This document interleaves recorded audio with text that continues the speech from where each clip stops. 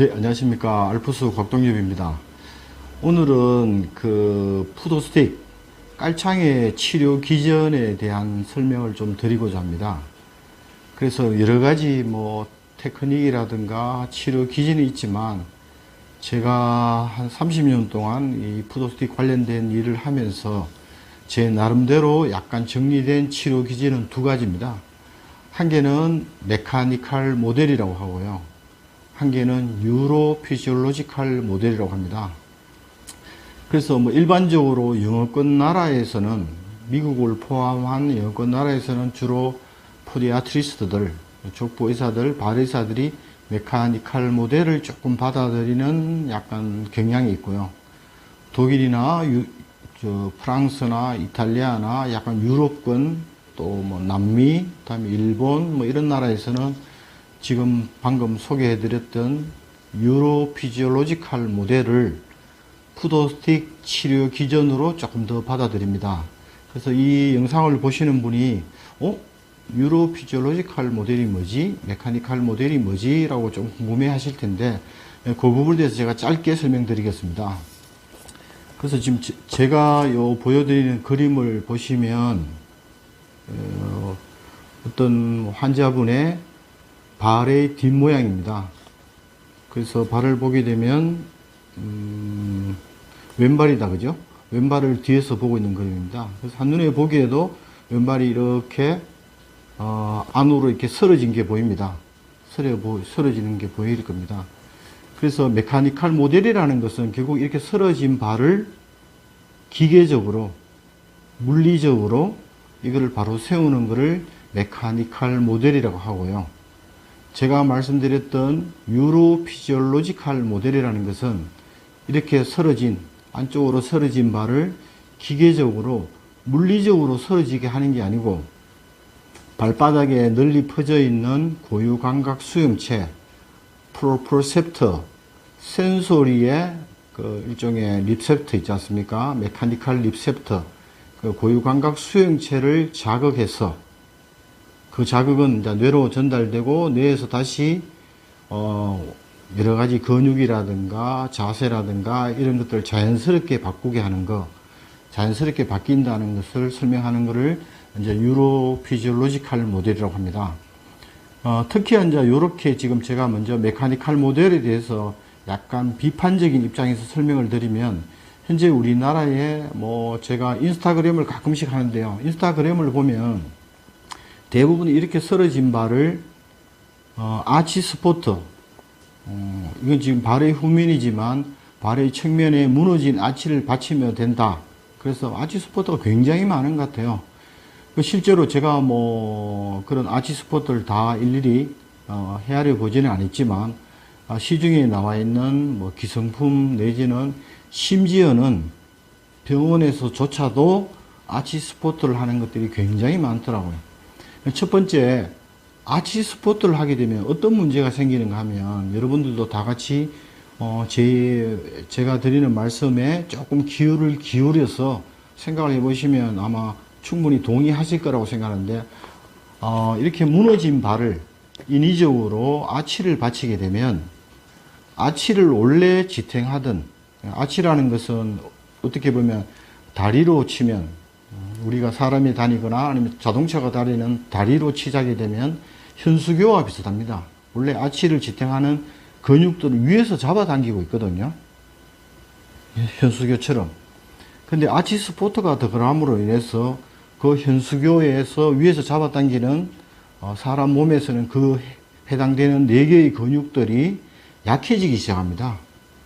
아치를 받치는 순간부터 그런 근육들은 누군가가 아치를 대신 받치고 있기 때문에 아치가 약해지기 시작합니다. 그래서 뭐 어떻게 보면 착용하자마자 해당되는 근육들은 약해진다고 볼 수 있어요.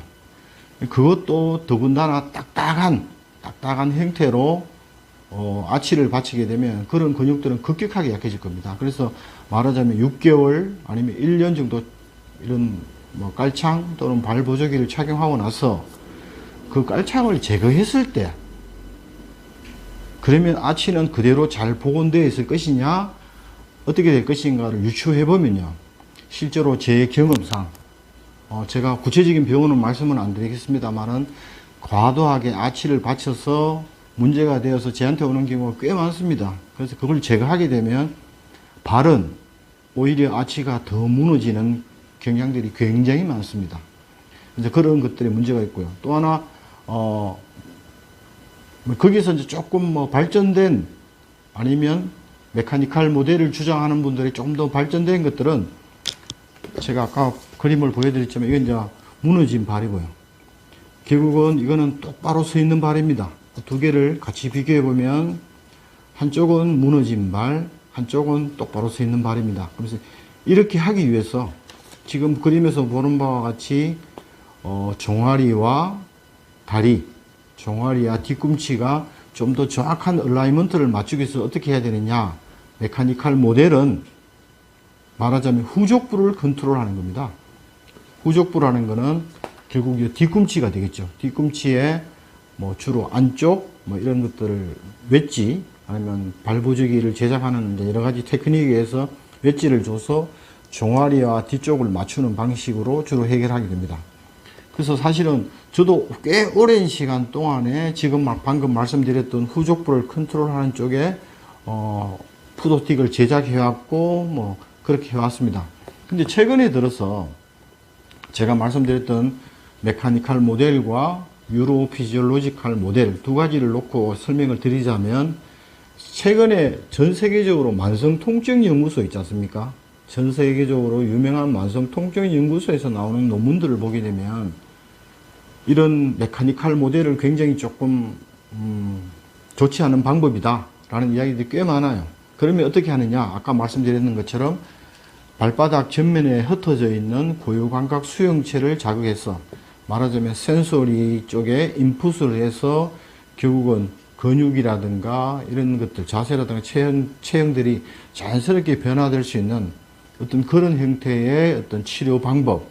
그러니까 다시 말하자면 유로 피지올로지컬 모델의 치료 기전을 도입해서 만성적인 통증, 족저 근막염이든 아니면 근막 동통 증후군이든 여러 가지 우리가 알고 있는 그런 만성적인 통증에 굉장히 적지 않게 탁월한 치료 효과를 많이 내고 있다.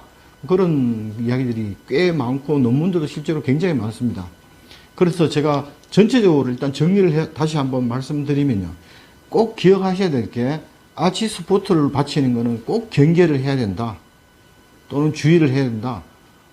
좀 단언해서 말씀드리기는 좀 그렇지만 아치 스포트를 받치는 것은 몸에 유익한 것이 아니고 해가 될 가능성이 훨씬 더 높습니다. 중장기적으로 봤을 때. 꼭 기억하시면 좋을 것 같고요. 그 다음에 후족부를 컨트롤하는 거, 제가 말씀드렸던 종아리와 다리의 얼라이먼트를 맞추는 것들은 제가 생각할 때는 어린 애들, 구체적으로는 한 10살, 12살 미만의 어린 아이들한테는 비교적 제가 볼 때는 나쁘지 않는 방법이다. 한번 사용해 볼 방법이다. 라는 생각이 들지만 성인들 있지 않습니까? 만 20세 또는 25세가 넘은 성인들한테 더군다나 만성적인 통증이 있는 환자들한테 그런 어떤 후족부, 종아리와 그 다리의 얼라이먼트를 맞추는 방법이 반드시 좋은 방법인가에 대해서는 한번 생각해 볼 여지가 있고요. 제가 만일 권장해 드린다고 하면 그 메카니컬 모델 방법보다 유로 피지올로지컬 모델, 발바닥에 전면적으로 흩어져 있는 고유감각 수용체를 자극해서 우리 보면 센소리 인풋을 통해서 몸의 발 또는 발 자세뿐만 아니라 몸의 자세를 재포지션하는 리포지셔닝하는 그런 방법들이 훨씬 더 좋다. 그래서 이런 어떤 이론이라든가 이런 것들은 사실은 최근에 나온 이론이라든가 그런 것들은 아니고요. 제가 생각할 때는 아마 좋기 한 20, 30년은 됐을 겁니다.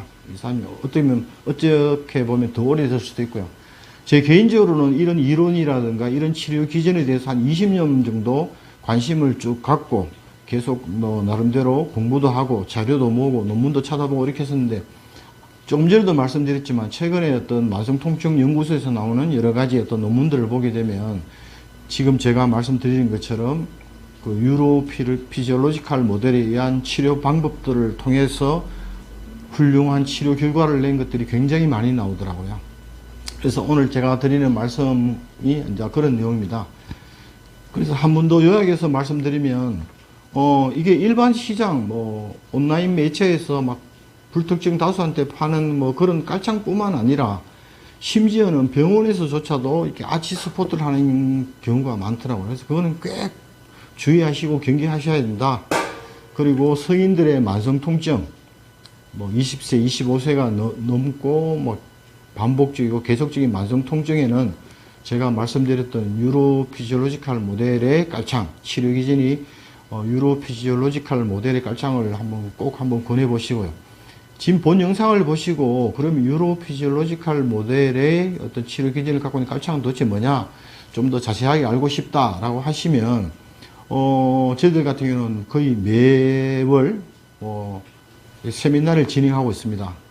대한자세보행연구원 홈페이지를 보시거나 알프스 홈페이지에 보시면 특히 내년도 2024년도에 세미나 일정들이 굉장히 자세하게 나와 있으니까 한번 보시고 그 세미나에 참여하셔도 되고, 아니면 지금 제가 말씀드렸던 거에 대해서 조금 더 궁금하시다라고 하면 저한테 개인적으로 뭐 아니면 회사로 전화를 주시면 시간이 허락하는 범위 내에서 제가 최대한으로 설명을 드리겠습니다.